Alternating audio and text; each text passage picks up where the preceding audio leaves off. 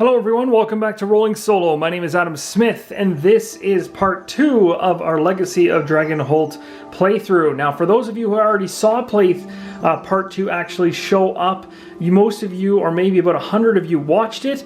I made such a massive error by reading the wrong entry that I couldn't backpedal far enough in order to get the story back on track. So, for those of you that watched it, you have a little bit more information than most other people do about another path, but we're going to continue on doing it correctly. So for those of you who never got a chance to see that part 2 video I deleted, I guess it's a plus for you because you didn't have to watch it. But now we're going to correctly actually go through the entries, and I'm going to do this without messing up. So where I made my mistake was we had voted in the last video, which I want to thank you guys for throwing in your suggestions. It was on this particular question right here, whether we asked Mariam or asked Braxton. The Braxton one was the one we had chosen. What I did in the last video that is now deleted and most of you have not seen was I accidentally went ahead and marked N3 as a story point, but then went to entry 3579. That was a total miss on my part, so I do apologize. The N3 was correct, so we are going to go ahead right now, and I have reset everything, so N3 is going to be what we mark. So far we have A1, S1, and N3 marked. If we flip over to our characters are currently at 12 stamina total.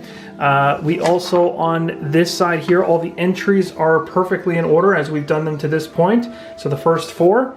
And of course, instead of going to entry 3579, we're going to go to entry 4945. All right, so we're going to do that right now. Now, if we choose to do this, I have to pick somebody to actually go ahead and make this decision. So in this case, I'm going to go ahead and choose Shirag Rundar. She's going to be the one that actually does this one. And we're going to go to 4945. So I'm going to write that down, 4945. This was really helpful, by the way, and proves just how important writing these entries down is, because for those of you who saw the part 2 video, I had deleted it, and now this is the part 2 video taking its place. I was able to backtrack, and because of these entries being written out, I was able to get back to where I was and not lose anything, besides time, I guess. 4945 is right here. All right, 4945. Oh, it's a big one. Okay, so this says, Braxton smiles gently, nodding her head in Mariam's direction. I will continue to protect our friend Mariam for as long as she requires my services. As you may have noticed, looking after her does not leave me much time for anything else. I resemble that remark, calls Mariam. Interesting. After that, I am not certain. I was not certain what to do with myself before meeting Mariam either. I suppose I will travel to a larger city and try to find employment. So we have a bunch of actions here that we can do. This at this point now would be Haggis who can actually make this particular decision. We have all these different ones to choose from. So it says we can ask Braxton about her past adventures. We can ask Braxton how she met Mariam. That sounds really good because I'd like to know more about their relationship. Tell Braxton about your past adventures, but that one requires a deception skill or performance skill. So you'll see the word requires right there. Ask Braxton which lord she served. This one requires empathy or history. Ask Braxton about her military training. This one requires history or military. Or show Braxton how to foil sleight of hand. And that requires awareness or thievery. So what I'm going to probably do is I'm going to end up choosing Ask Braxton how she met Mariam, because I want to know more about that. It's going to take us to 9899. Yes, I'm not using any skills for this one, and I'm going to be choosing to have Haggis Coldfoot do it, so he's going to churn his activation token over for this to be the lead player. One thing that I could have done was pick one of these ones with an actual skill usage, but I'm not going to this time because I'm way too interested in finding out the connection between Braxton and Mariam. There is a section here that talks about required skills, so I'll read this off for you guys. Some options, like those seen above, require you to have one or more skills, just like we talked about, items or some other condition to be true. You cannot choose an option if the requirements are not met. For instance, you can't choose one that says you need essentially a skill that you don't have. If you are playing with 2 or more players, you may read through all the possible options before deciding which decision to make. All right, so that's pretty straightforward, and we did that already. So let's go to 98.99. I'm going to write that down. There's nothing that changes here. And for those of you that were in the, or had, I shouldn't say were in the, but were part of the first version of part 2 where I went off, I put a bunch of time in here because we'd actually gone a little further. I've erased that and reset it back to 1 where it actually currently should be based on us starting at 1340 again. So everything is seamlessly connected again, guys. For those of you that watched the part 2 that I deleted, do not panic. Everything is in order now. So now we've got 98.99, and that's where we're heading. So let's do a quick flip here over to 98.99, and right here. So 98.99. We were both thrown out of the same tavern, if you can believe that, says Braxton. Well, I say thrown. I walked out under my own power, at least. Mariam was already a bit drunk. I was not, breaks in Mariam, and you didn't save my life 3 times that night. And then I saved her life 3 times over the course of the night, continues Braxton. So she figured she might as well make it official and hire me. Mariam levels across, glare at Braxton, wagging a finger in the general direction of the orc's face. First of all, the one bit with the water trough doesn't count. Braxton chuckles to herself and smiles as she watches Mariam turn away from you. There is some disagreement as to precisely how much life-saving happened that night, but in any event, I'm glad we met. So mark story points 2 and Z1. So S2 and Z1. So we're going to do that right now. So now we have this second one here, S2, and Z1 would be over here. All right. And what do we do now? If two or more time has passed, read entry 4389. Otherwise, 7616. So it looks like it's going to be 7616 because only 1 entry of time has gone past. So let's go there, 7616. I'll write that down as well, keeping track of that.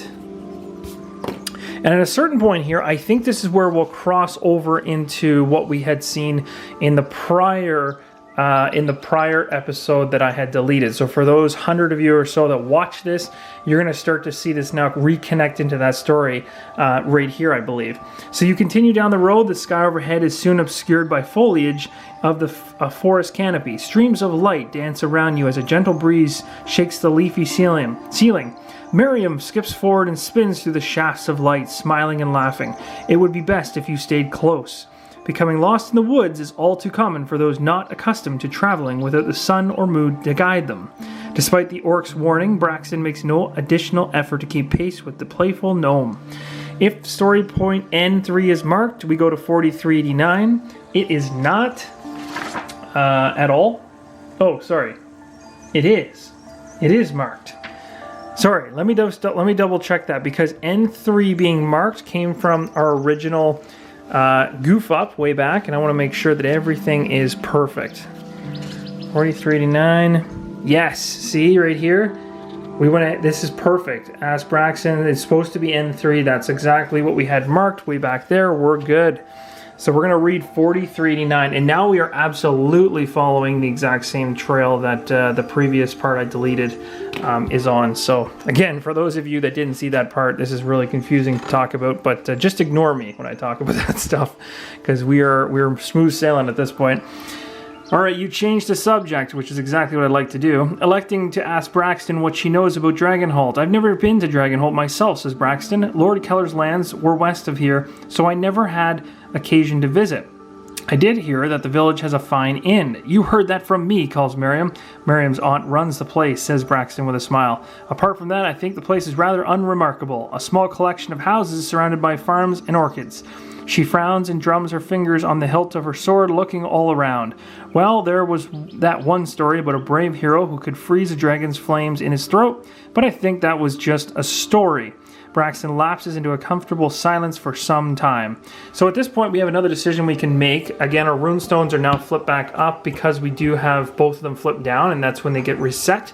So both of them are active. I can choose either of my heroes, whether it's Haggis or I wanted to pick Shirog. So either way, I got a choice there. I can ask Braxton about her family. I can ask Braxton about orcs, or I can leave Braxton to her thoughts. Now, I want to know more about Braxton personally. Like, I want to know more about what's going on with her, because I just don't trust that orc. I think asking about orcs is too generic. I think leaving her to her own thoughts doesn't really help us, so I think the top entry would be best. So we're going to go to 2062. and we're going to see what happens. And of course, in terms of who I'm choosing to do this, I'm going to have Shirag do this, as Shirag is an orc. Not that it matters, but I think orc to orc might have a better conversation thematically. So let's see here. 2062. All right, I haven't seen him in years, she says. My brothers were not happy about me abandoning them to take service with Lord Keller, but to be honest, I had to get away. After our father died, my brothers became more and more domineering. They wouldn't let my mother and me do anything without their permission. I was going on long hunting trips just to avoid them. It was on one of those trips that I met Lord Keller. She glances up at the forest canopy as if to see her brothers there. It's funny, but now that I'm grown and a knight, I miss them. I'd like to see them again as equals. I'd like to meet them too, calls Mariam. Maybe break all their kneecaps. Mariam doesn't like my brothers, explains Braxton, even though she doesn't know anything about them. They were awful to you, Mariam. That's all I need to know. If 2 or more time has passed, 1096, and otherwise 3859. So we're going to 3859 because time has not gone up any. So 3859 is where we're headed, and this one doesn't require any activation of a rune, so we're just heading there. 3859. 3859. All right, way over here in the corner. Eventide Forest is an intimidating landmark, and you can see why Braxton was concerned. Within an hour of entering the forest, the thin young trees give way to ancient gnarled guardians. The light leafy canopy transforms into an oppressive shroud that cloaks the road in darkness. Even during most sunny days, time passes. Okay, so now we're going to come over here. We're going to track our time. We're going to the second unit of time. In the darkness of Eventide Forest, a chilling stillness reigns, and even bird songs are drowned out by silence. You continue onward, and Mariam's usual banter, quieted by her new mood, one part fascination, one part fear. Braxton keeps an ever-vigilant eye on the surroundings, her hand now resting on the pommel of the blade at her waist, so she's obviously preparing for something bad. You soon come to a stop when you catch up to Mariam. She is glancing down at what appears to be a small game trail that branches away from the main road. Up ahead, you see that a number of fallen trees are blocking your path. An old crossroads signpost marks the split, but the wood is too rotted and the writing is indecipherable. What do we do now? It doesn't seem like Lady Regina has been alerted yet, Braxton strains to look over the fallen trees. We could clear the road ourselves, or send word to Lady Regina once we reach Dragonholt. We could try this trail, offers Mariam. Maybe it connects to the main road on the other side. So now we have another potential choice that we have to make. We can either scout along the game trail and report back. We can climb over the trees and continue on the main road, or we can clear the road of debris before continuing. So I do have Haggis Coldfoot still active. So at this point, I could actually use him in order to, and knowing that he's a dwarf and he's very used to survival, he's very much used to being in the woods and just making do. I think he would probably clear the road of the debris before continuing. So we're going to flip over his token. He's deciding to clear the road of debris 3962. And just for those of you who haven't checked in with the prior part that I deleted, I am following my similar actions in order to keep the game to line up with the vote to be the exact same way as it was in the prior video that I deleted. So you'll see what I mean for those individuals. All right, so 3962. Braxton produces an axe from her baggage, and you set to work clearing the trees from the road. Breaking each tree down into small pieces enough to move isn't complicated, but it is tiring. Your shoulders burn from swinging the axe, and your back aches from dragging enormous tree limbs off to the side. Mariam busies herself with the smaller branches when only larger burrows remain. She helps by singing a gnomish working song that seems to include invented verses mocking you. Wonderful. Braxton herself, gnomes in general, Eventide, and any other subject that catches her fancy. 2 time passes. You each lose 1 stamina, and each lose 2 additional stamina unless you have the endurance skill. So 2 time is going to pass. So we're gonna mark 3 and we're gonna mark 4. When it says you each, we have to actually, it affects anybody in our party. So everyone was helping to clear that road. So we each lose 1 stamina, and you each lose 2 additional stamina unless you have endurance. So I do have endurance with Haggis, so Haggis is only going to go down 1 stamina hit. Whereas Shirag has 12 stamina, but doesn't have the endurance skill. She's going to end up going down a total of 3, bringing her stamina down to 9. Pretty nasty. Okay, we'll take a read for stamina here. It says stamina is a measurement of how much you can push yourself or resist strain or damage. Excessive amounts of physical labor, prolonged exposure to harsh conditions, and physical damage suffered in combat all cause you to lose stamina. Your maximum stamina was determined during character creation and should be recorded on your character sheet. Whenever you lose stamina, subtract the amount from your current, record it separately to your maximum stamina. So we did that perfectly. If your current stamina drops to 0, one of your skills will be disabled and you will recover 1 stamina.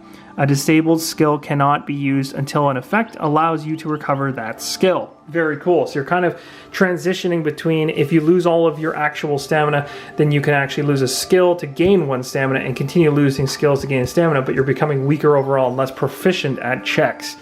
So we'll continue reading here. At length, you and Braxton roll the last and largest tree trunks to rest against the side of the road, then collapse atop it for a brief rest. You are done. Good work, says Mariam, offering you each a drink of water from a tin cup. We should mention this in Dragonholt. It really helped me get my business off the ground if people knew I helped clear the road. Braxton glances at you over her drink but says nothing. Mark story point F7 and read 8557. Alright, so I'm going to go ahead and just make sure we note down this particular entry, 3962. We're going to be heading to 8557, so we're going to mention that as well. And then we're going to go mark story point F7, because we don't want to miss that. Those story points are very crucial, and they come into play big time later on down the road. So 8557 is where we're headed. And as at this point, guys, because we read an entire entry with no other decision point, these runes are back active again. We have the availability to use either of these heroes, but this is not going to cost us anything to go to 8557 in terms of activation. So doing this as a full kind of group effort. 8557 right here. After following the winding road for what feels like hours, you begin to fear that you are traveling in circles. Just as you are about to suggest turning back, Mariam calls out from beyond the next bend, "There's a clearing up here." As you round the bend, you see Mariam staring up at a single massive tree that stands alone in the center of a clearing some 20 paces across. Although the great oak's canopy is just as thick as anywhere else in the forest, its branches reach well above the tops of the surrounding trees, affording you a view of the sky at the edges of the clearing. If 3 or more time has passed, read entry 3549, otherwise 4641. Let's take a look at our time. We have 4 time has passed. We are definitely at 3 or more times, so 3549 is where we're headed. So 3549. Again, this is just a typical story text, so no activation needed of any hero. Let's see what happens. 3549 should be just right back here. Alright, so it's already night. No wonder I feel so tired, Mariam mutters with a large yawn. Sure enough, when you look up, you see stars sparkling brightly in the vast emptiness of the night sky. You note how brilliant they seem, so far from the torchlight of the city. At the edges of the clearing, several paths cut through the dense trees, leading from the great oak in different directions. Only a few seem well traveled, but none are marked by signs. Interesting. Braxton, too, has noticed the myriad options for further travel. I'm messing that up. We should get our bearings before making camp for the night. Mariam rolls her eyes at Braxton's suggestion. These guys love each other. We could use the sun as our guide in the morning. I'm going to sleep. With that, she takes out a bedroll, makes camp at the base of the great oak. And now we have a decision to make. So we have 4 different options.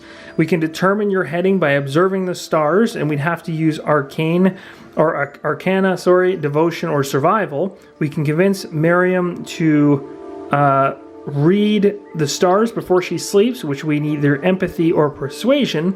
We can climb the great oak to look for a landmark, which requires agility or athletics.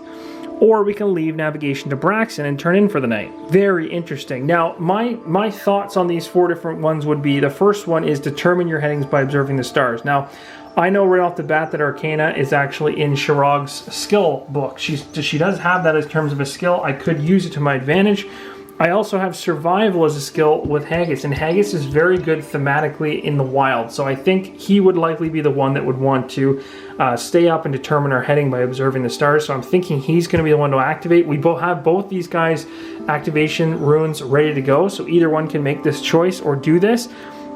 We can definitely do this first one. The second one says we need empathy or persuasion. I don't think we have either of those. Oh no, we do have persuasion. Haggis again has persuasion. So I could say ask Mariam to do it. Climb the Great Oak, agility or athletics. I don't have that with Haggis. He's a dwarf. He's not exactly athletic or has much agility.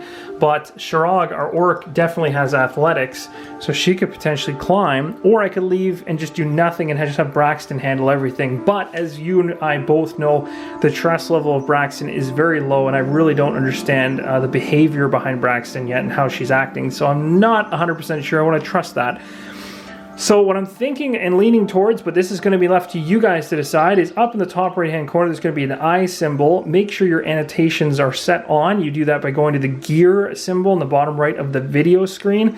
Click on that gear symbol. There should be an annotations slider. Make sure that's slided to the on position. You'll then see a circle eye up in the top right hand corner. Click on that and these 4 options will appear. Go ahead and click on which one you think we should do. Now my personal preference will be to likely determine the heading ourselves. I don't want anyone else doing that for me, and I just trust myself more than I trust the party at this point, because they're too new to me. I don't know enough about them yet to have them be leading the thing. So I'd probably be going for the first one, but I want you guys to let me know in the comments below. So I really hope you guys are enjoying this playthrough. I really do apologize for the 100 or so people that watched this part 2 video already, a different variation of it that was incorrect. I really appreciate you guys letting me know that it was incorrect so that I could fix it.